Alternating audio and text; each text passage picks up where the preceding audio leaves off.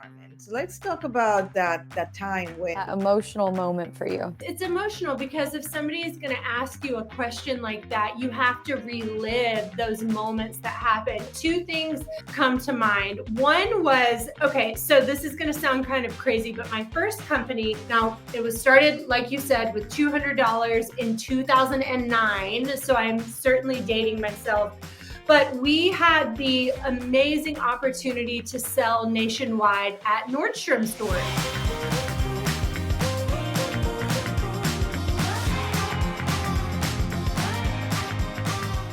Great to have you here today, Carmen. We've been working on getting you on this show. And what I'm really excited about it is that, we're going to talk about all things favorite for us women, not only from the perspective of how to build an entrepreneurial business from $200 to millions of dollars, but the journey of what it takes to build a brand like this. So I'm super stoked, Carmin Black, to have you on the show, and Nicole beside me here. Thank you both. That means a lot. I'm so excited to be here. And likewise, I just feel so honored because the business that you've built is just incredible. I know very dear friends who truly sing your praises, both of you, and they're really tough cookies. So if they will sing your praises, then I know, you're the real deal. So thank you for having me. Oh, and I know you're talking about Hannah, and we love Hannah. So We love Hannah. Fabulous. Shout out to Hannah. Lots of Hannah.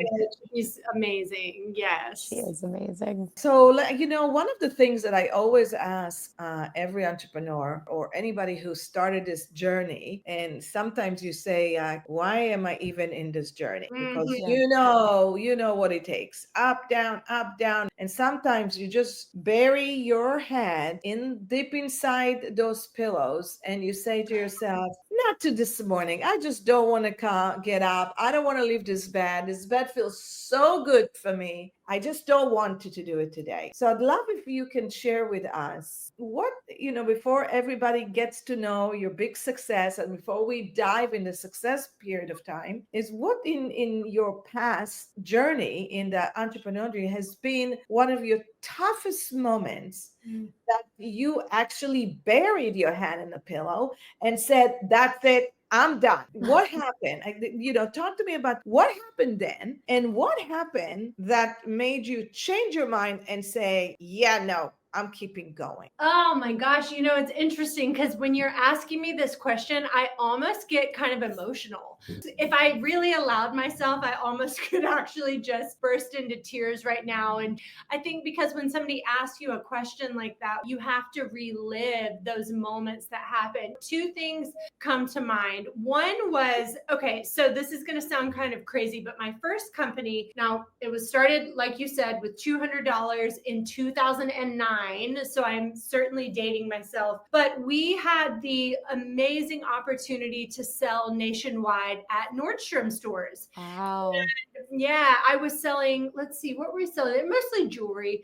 But we had design. Okay, so here's what's cool. That company was called Half United. And for every product purchased, we gave 7 meals to feed kids in need. Okay, we were feeding kids in Haiti, Cambodia, Fiji, the United States. And we had designed, again, remember 2009, I would not design this today, but we had designed this necklace. I actually have one. Hold on. Well, I really wouldn't sell this today, but it was made with a recycled bullet casing, which represented your fight, because bullets fight against hunger. And so like, if we take, something meant to harm and we turn it into a necklace, but now it's a symbol of healing, kind of like maybe like a cross, for example, kind of thing. People will see this bullet necklace and they'll go, oh man, you're a hunger fighter. That's what we wanted people to think. And we thought, now these cannot be refilled to be made back into live ammunition. Nordstrom loved it. They were like, oh my gosh, we're putting this nationwide. We love it, love it, love it. Well, then school shootings were taking place and one happened at Sandy Hook.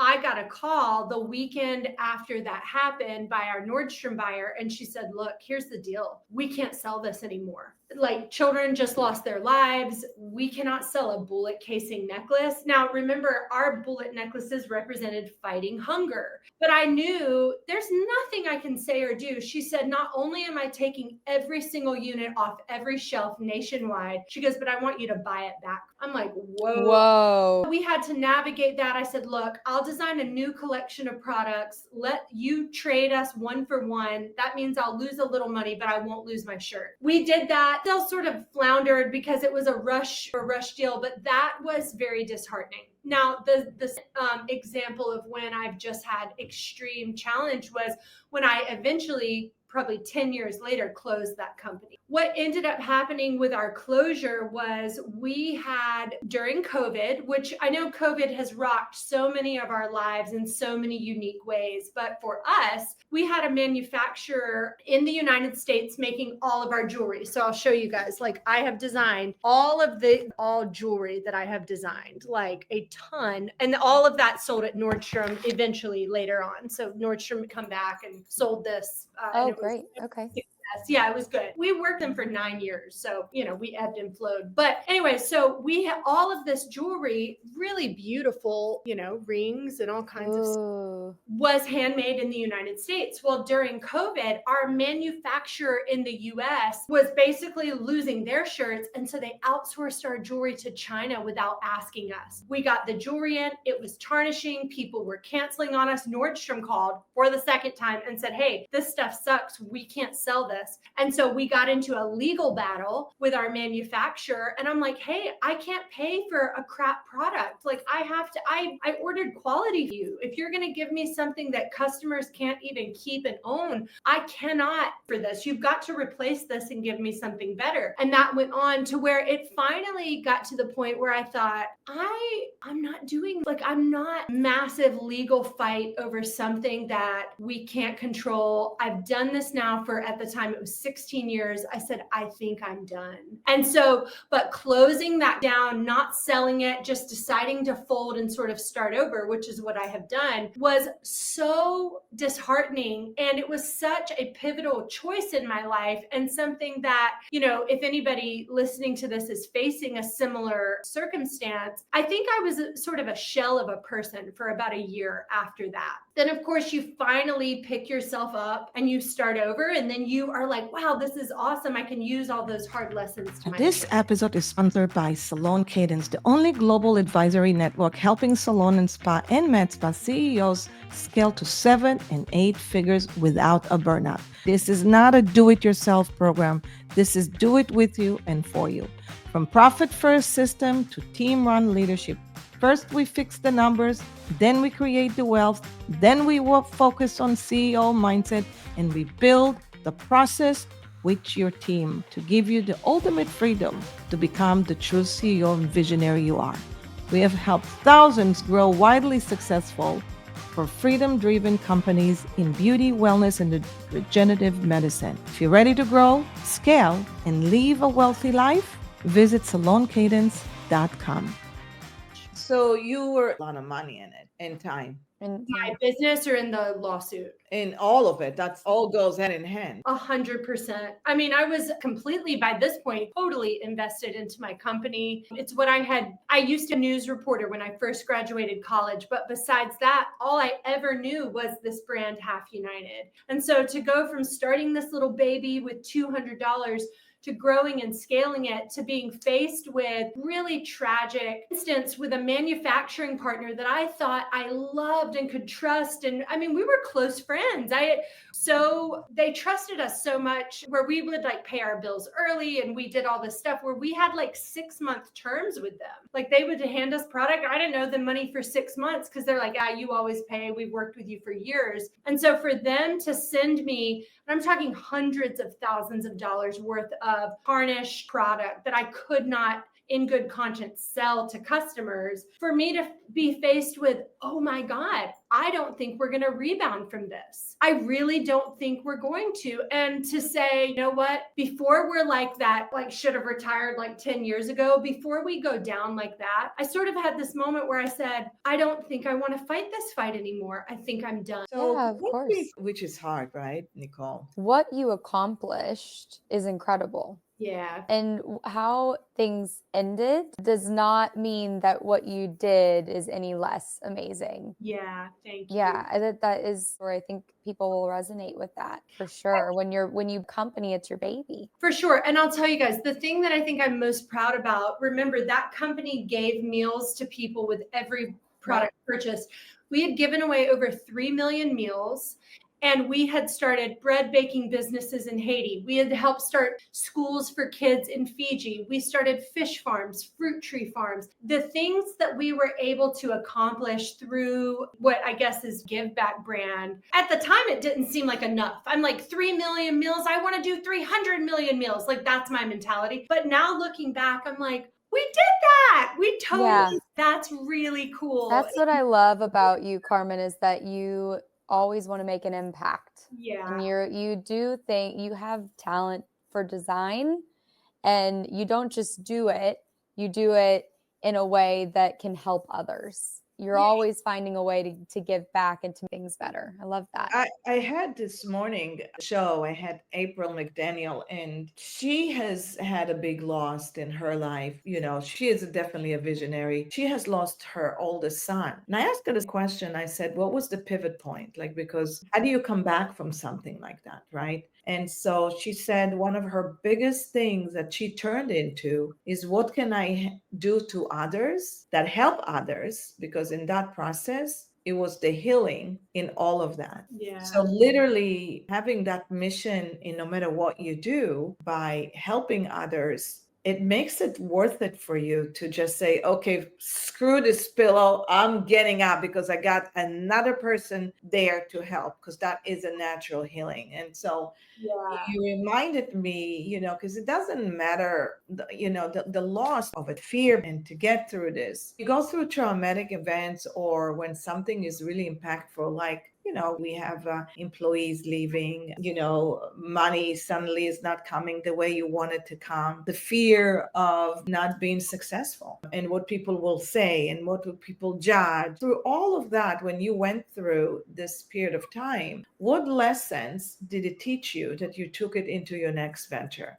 Yeah, that's great. And gosh, that woman that, you know, has turned to helping others as a result of her own loss, that's so inspiring to me. Like, wow, that I just can't imagine her. So, you know, for me, it's interesting because I think I learned a lot of what I'm not willing to put up with anymore. I think, as you say, I would wake up every day, whether or not they felt this way, like I was doing anything I could to please my employees, to make their lives better, to help them, to inspire them, to give them anything I could, you know, and I had sort of wrapped my whole world around, you know, this business and pleasing the people that, you know, were on my team and making sure they really came to work satisfied with, you know, what they did for a living. And I think I would oftentimes, as a result of me wanting to sort of please others or not let them down, I think I really kind of lost kind of maybe what I deserve.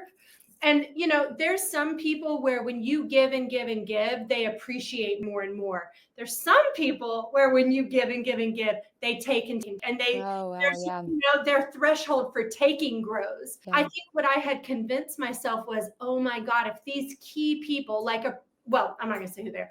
If these key people in these very key roles in my company leave me, what am I going to do? Well, what ended up happening was when they left, or, it was a crazy story. At the very end of Half United, our people just sort of like magically, I didn't even have to tell them we were closing. It's like they magically were getting other jobs and other opportunities. And I'm like, this is an actual miracle. Like, what a blessing to me right now. But, you know, look, now that I'm in a new company, I treat my employees equally as wonderfully. But the difference now is I expect the same in return. And if I don't get the same in return, and this is not a mutual respect, I wouldn't put up with that for 5 minutes nowadays. I So, love that you're saying this, Carmen. yeah.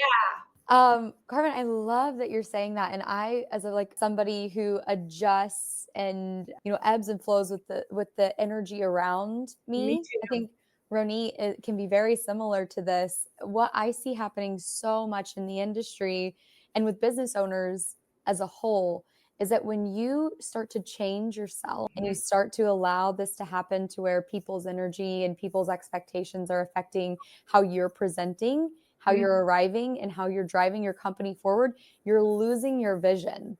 You're losing your Yes. company values, you're losing your company vision, and Yes. ultimately that's going to cause a collapse of some kind. Because Absolutely. what the foundation and what you're building your company on needs to be so strong. And if it's not, you're just going to keep attracting people that are just chipping away at that foundation. And then one day you're going to wake up and you're going to be like, what happened? I'm not getting, like you said, the respect that I deserve. I don't love coming into work. I feel stressed. It's eating away my mental. It's so slowly. You're not acting strongly based on your vision. You're not communicating that. You're not setting that tone. What does Ronit say? What you permit, you promote. Ronit says this all the time. And when you're acting in that way, you will slowly lose control of your company and you'll wake up and you'll be like, what am I even doing? What's happened to my business? We see this a lot in people that really care and really want and care about people. You said that. Oh my God, you're literally teaching me how to put into words what I lived through. I, until this moment, haven't fully understand or articulate what happened. This is so right and accurate that I grew so concerned with pleasing them, helping them helping them sort of shape shift into their exact desired role, that site of our mission, which for us was fighting hunger, which I didn't expect to talk so much about Half United today, but we're talking about sort of we've lived through that help us get where we are. I did not, but see, nowadays it's interesting. You're helping me articulate that. Nowadays, I permit no distractions. If you're helping push us forward, you're holding us back. You need to go. You need. Wow. And listen, because what I went through with my last company, I recently had an instance where this brilliant woman, I mean, this woman is so brilliant. We sort of negotiating her role back and forth, because of what I've been through. This is going to end in us constantly battling for who's in control of the vision for the company. She's at what she does, and she is either for herself or for another company going to be a tremendous asset. But I thought, you know what? I recognize this because I've lived through it. I am not hiring this distraction on, because if I do, she have the vision for my company. It's mine. No one can have that except for the ones that started it. And then can't be just you have to play as you were able to say, you know what, I'm sorry, I don't think this is going to work. But it's interesting that you're saying that, because eventually you can lose yourself. Yeah. You can. Right? By trying to adapt to other people's visions, and there's nothing wrong with that. I think essentially someplace there is some sort of a yin and yang. What I posted the other day came to my mind, and I can't remember what intrigued me on that. Down so much to learn from the young. That's meant by it. I mean, Nicole is of cadence, and on through 4 years of thick mud, sky, all cloud, underground. I'm all dizzy right now. I'm so dizzy. Now we're dizzy, and she looks at this in a different perspective, right? She looks at this on the boundaries from an employee. She looks at from the boundaries of, I want to be respected. I want to be appreciated. I don't want to come to, I'm exhausted and tired. You and I, Carmen, might look at this as effective of, I give up my vision. I don't want to give up my mission. This is my vision. This is my company. But there is something to be said about, we learn so much from the young. And it's got to be something that we call it at some cadence. I'm about 2 years older than Nicole only. And I would say tremendously from Nicole. I actually learn daily from the conversation. As a matter of fact, it just makes me better. However, our vision and missions are aligned to get us through, above and in the cloud. Yeah. Do you see what I mean? It does. And I think you just gotta find you at the end of the day, like you said, you got to lose yourself. You gotta stick to your mission and your mission. I do. And I want to segue from that for anyone who's hearing this. I hope this resonates with you. That it always takes a few to really have a good dance together. We're trying to hear from you. So you self this you had to what happened. You're super successful, really creative mind. You're going to places that is taking you. Your brain is taking you. Yeah. What you share with the journey of entrepreneurial us women, that what do we need to do, or what makes it stickable for you? Like what is driving you through this journey?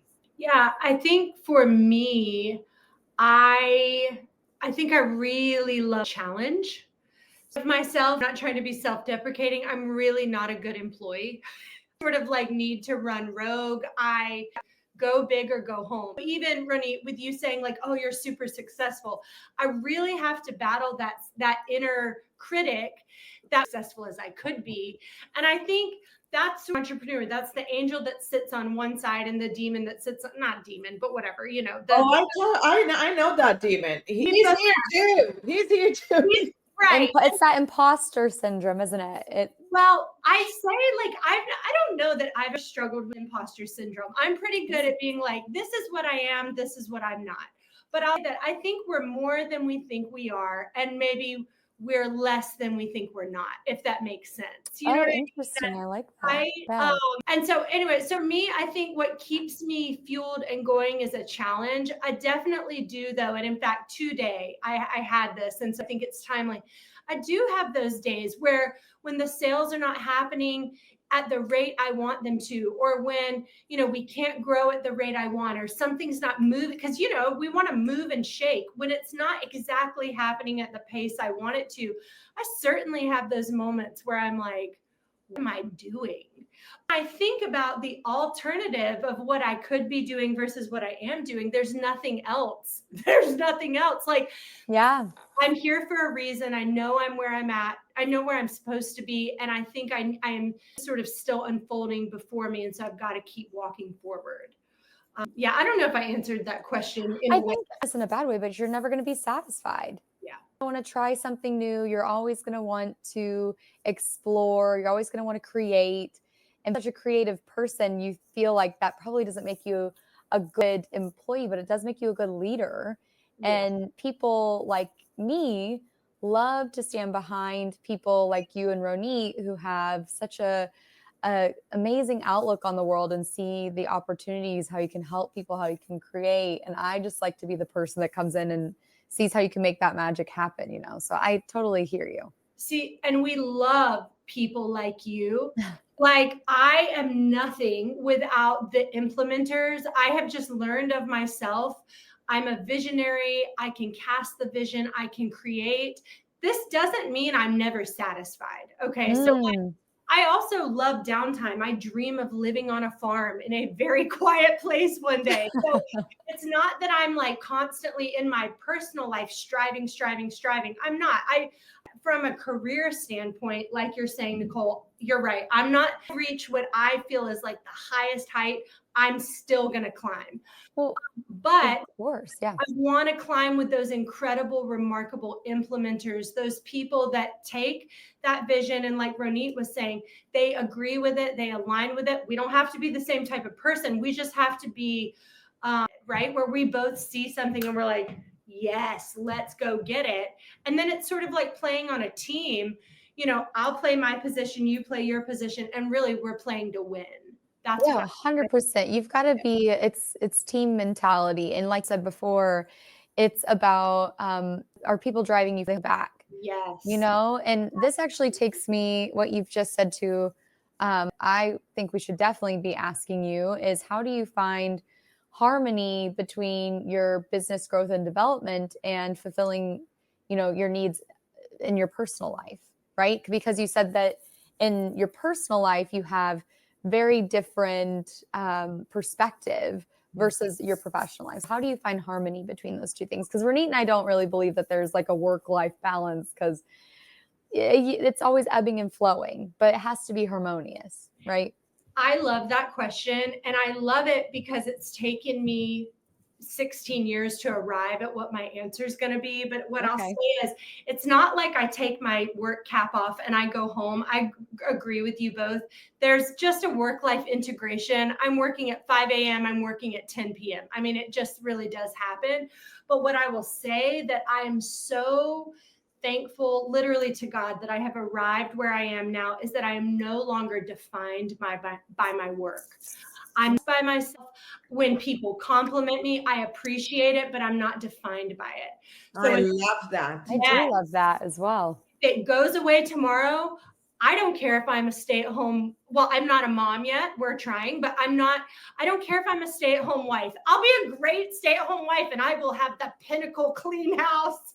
I will make sure that yard looks beautiful or whatever, like I'm always going to be this person that is striving, chasing. I'll volunteer. I'll be on a board. I'll whatever. But again, I feel recipe for success is focus, consistency. And now I'll add, you cannot be defined by what you do. You just can't. I love that. I love that. Yeah. That's a part, and we forget that, and are saying about, and there's going to be haters, but the haters are in the bottom. I get all that, but sometimes even those wonderful sentences, they're you, interrupt you. So I love what you're saying, and we have to self. And I think that something that Leslie Perry here on Nest and talking about greed, is to have greed. And oh yeah, I remember that. Remember that? And then I said, but you also have to have grace. You have to have yourself. We landed grit and grace. Gigi. We have to have grace for ourselves, because I don't think she liked grit very much. It's like, oh, I hate that word. That word, you have it. Let's talk tactical. I want the audience to know that Carmin is brilliant when it comes to building e-commerce or based company. Now, if you can share with all the salons, the spa, the med spa, how much are they missing opportunity but not having a built-in boutique within their shop? Love this question. You have to do this. It's low-hanging fruit on your bottom line that you're missing. You have to do this. I mean, think about the amount of people and time that we sit in a salon waiting for our hairstylist to finish their next client. Well, what should you be doing? Not sitting there on your phone. You should be looking at all the beautiful little things that you can buy that are around you. Hey. And you should be profiting from those because it's a profit center that sits and it's sort of like residual income. Now, I will say, I think after, selling to major department stores all over the globe and designing products, say, make sure that you know how to buy, which who your customer is, what their customers want to spend more. So if you're a high-end salon, don't sell little $10 knickknacks. They don't want that. But you've got to know your customer and offer them merchandise that's in the demographic that they really do want to play in. But if you can get that right, I mean, it's shocking that you can make through retail. Why is it so hard? Or what do we need to do? You said buyers. You have to be a good buyer. That's a job on its own. So I don't want them to go through 20 years like you're learning how to do it. Yeah. So if they literally wanted to build and they had 1,000 square foot in their salon to build a boutique, what they need to do in order to become successful? Okay, this is interesting. Well, first of all, I would not recommend they do 1,000 square foot retail store because that would be a huge amount of inventory and that'll be a huge investment. But look, even like my little shop, this shop, is probably, I don't know, 200 square feet. I mean, there's nothing to it. Okay. Now you're talking. Yeah, I would not do, and I want to show you guys background, but the light is coming this way. But it's interesting because I feel like I can give a really simple answer to that. And again, this comes with years of experience. But Here's what I would say. If you are a person who wants to delve into retail, you don't have access to a buyer, and you're like, how do I do this properly? Ask yourself and be really honest with yourself. Do I have good taste? If the answer is, yeah, people tell me I have good taste. I get complimented on my outfits or my jewelry or my handbag or this or that. And if you're a person that we all know if we have good taste or if we need a little help from like a stylist. But if you have good taste, let me tell you the key to success. If you like it, other people will like it. Never, never, never go into product design, retail buying, merchandising, thinking to yourself, oh, what will my clients want? No. If you have what you want, you literally say to yourself, like, for example, Wow. I love this also.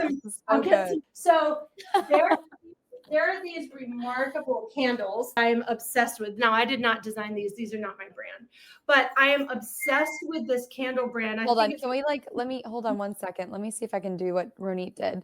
Yeah. How do I? You got to press on her and do solo. Oh, okay. There we go. Okay. Now I think everybody will be able to see you better. Thank you. This is a beautiful candle brand, Le Feu de Lou, I guess. I don't know. That was nice. Good. Yeah, it's really cool because the outside of this is made of wax. And so then when you burn the candle inside, you get this shell that you can put pins in or whatever. Then let's look at these actually would be great buyers for your retail spaces in your salon. So these are little toiletry bags that I actually have designed. I sell these at Magnolia. I've got a really cute pink one as well. But anyways, my point is, when I was designing these, 2 years ago, and now, production takes over a year, and now we've been selling these for quite a while at Magnolia. But I wasn't thinking to myself, oh, what is the Magnolia customer going to like? I was thinking, what do I want and what do I need?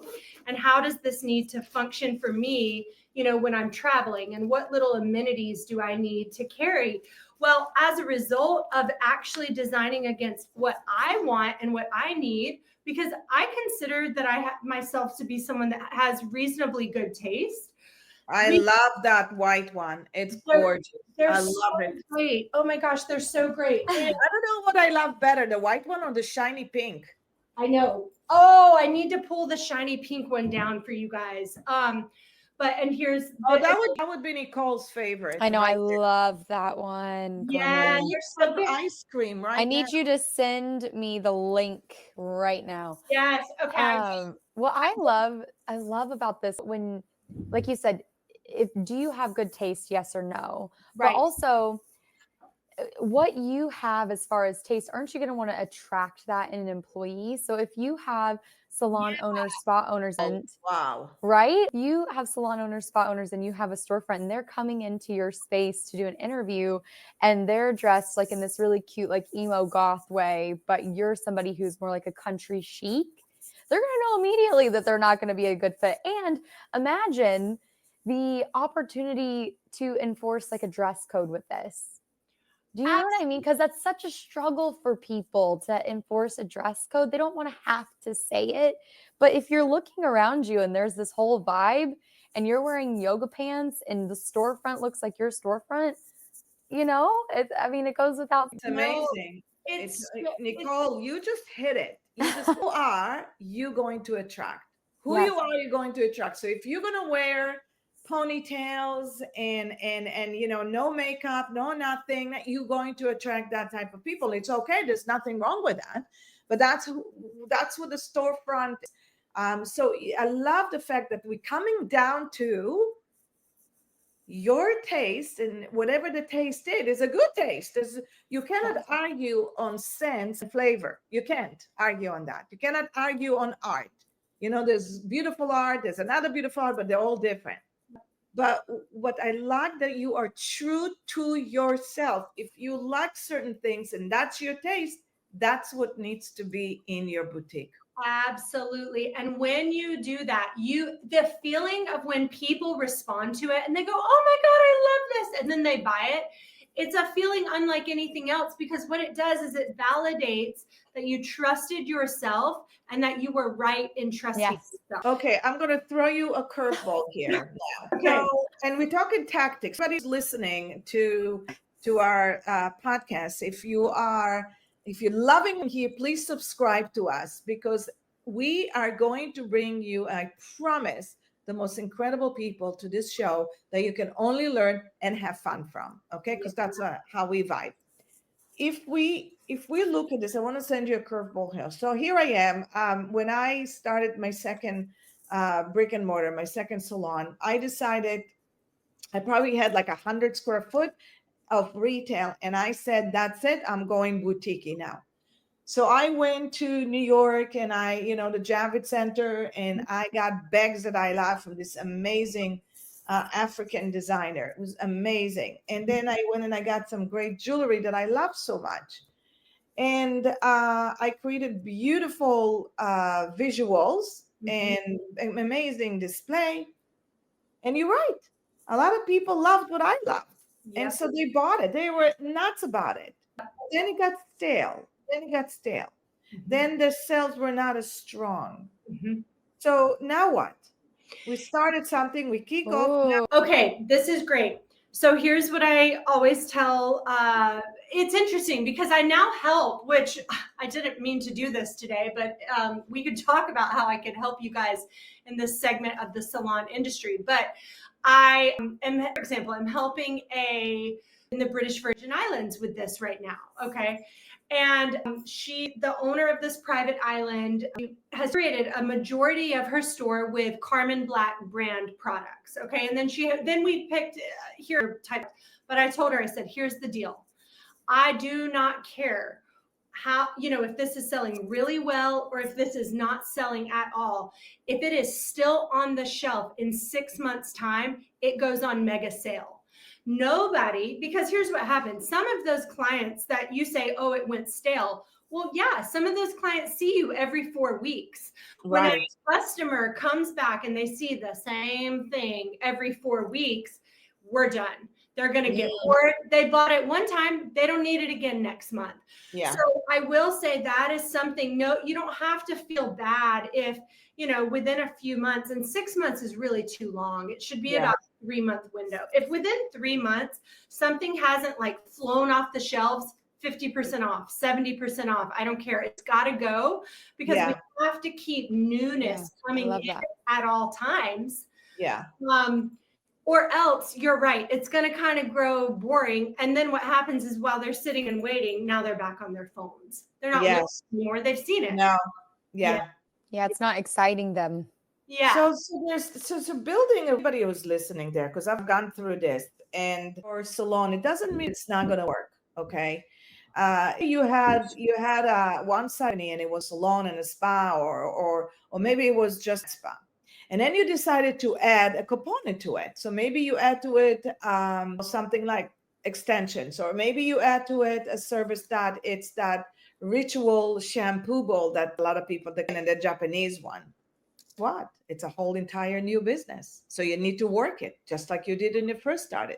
So boutique in your salon is a dynamic piece of breathing, living machine that needs to be cultivated all the time. So Carmen, I'm an entrepreneur. I don't have time for this crap. I don't have time for this shit. I just need to really work with what I have right now. But I love my taste. I like the idea. Can I hire Carmen to come and do the buying for me and do the replenishment can I do something like that? Or are you asking me? Yeah. Yeah, I would love that. And listen, I grew up in this industry. When I was a kid, my mom actually was a designer, but merchandising at Gucci. And I grew up on the stores of Gucci. And I mean, I have been learning this stuff. She then designed some for Crabtree and Evelyn. And then we had restaurants, and we had an art gallery, and blah, blah, blah. Point is, I've been doing this stuff since I was 2 years old. And so I would love to, it's interesting. I really did not come on here today to or talk about that, but I will say. But what you permit, you promote, okay? Yeah, that's and anything good and helpful for our people. Yeah. Yes. That's really interesting. And I heard somebody say, oh no, it was Steve Harvey. I love Steve Harvey. Steve Harvey, yes. Yeah, he's so funny, of course, and he's so wise. But he was saying just yesterday, he goes, anything that comes oddly easily to you is a gift. With this podcast or our show, it's Living a Profitable Life show, we're going to bring you so many great guests and lessons and teachings. So it's really is wonderful to have our partners, sponsors that helping us make this possible for everyone. But it is you who are going to make us better. So I'm asking you to always comment and let me know, how was this episode? Was it helpful? What else would you like to learn? What else would you like to see? It's predicted within the next few years, this industry, this beautiful beauty industry around the world is going to be growing by 8 to 10% incremental. That means opportunities to grow, to develop, to anything you want to be in this world. The thing is, the more you subscribe and share it with your friend, the more I can make this podcast be the best place for you. Any subject that you find is necessary, let us know. So please subscribe and help us get to at least 1,000 downloads. Once we get there, we'll celebrate.